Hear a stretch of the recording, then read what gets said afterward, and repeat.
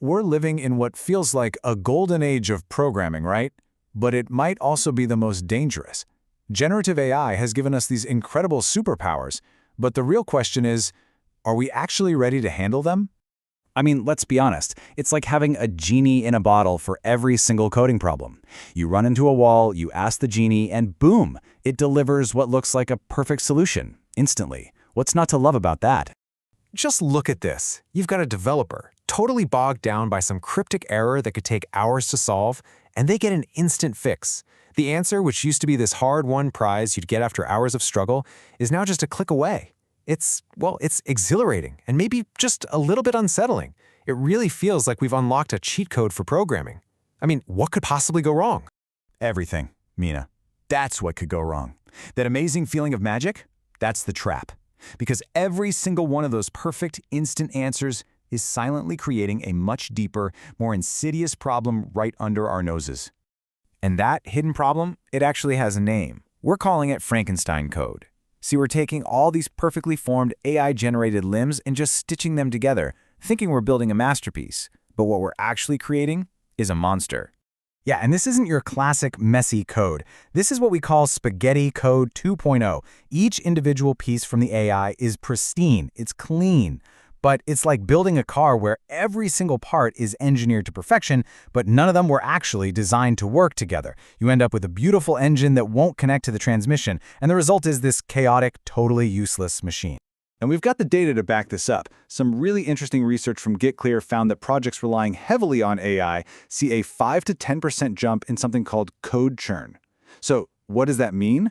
It means up to 10% of the code being generated is thrown away almost immediately because it just breaks something else. You're taking one step forward, and then you immediately have to take a step right back.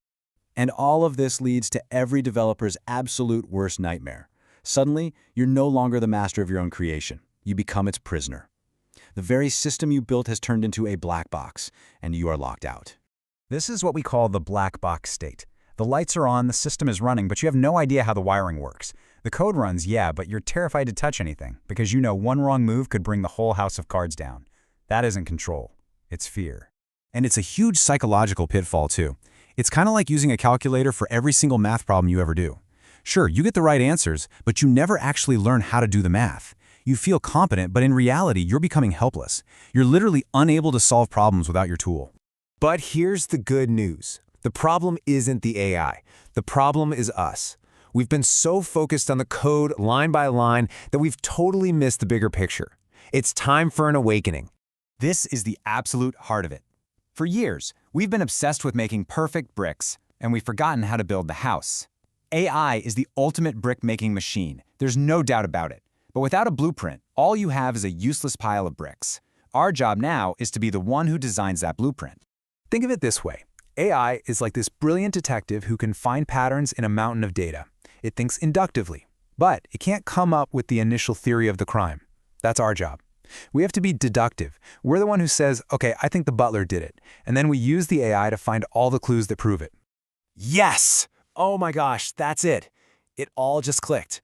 We're not on the construction crew anymore. We've been promoted to architect. The AI can lay the bricks faster and more perfectly than we ever could, but we are the ones who hold the master plan. We're the ones who tell them where the walls go. And when you're the architect, that terrifying black box it disappears. You can see the whole system in your mind, like an exploded view in an engineering diagram. You know precisely how every single piece connects and why it's there. That's what true control actually feels like. So, how do we become these architects? That's the final and probably the most important piece of this whole puzzle. This isn't about rejecting AI, it's about achieving a brand new, higher level of mastery over it.